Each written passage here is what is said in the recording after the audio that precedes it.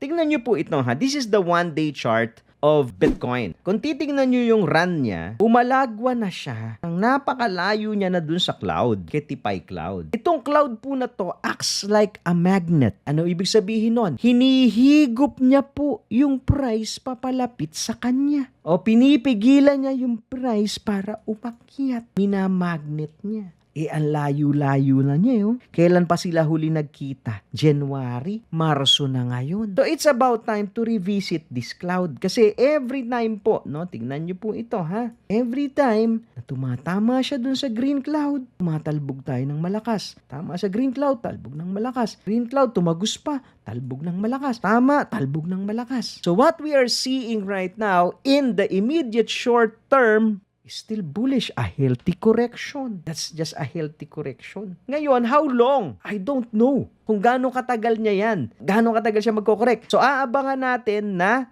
tumama niya, mag-fulfill niya muna tong cloud. Dumikit muna siya dito, tumalbog yung price dito sa cloud. Yun ang aabangan natin. Follow for more Tito Moves!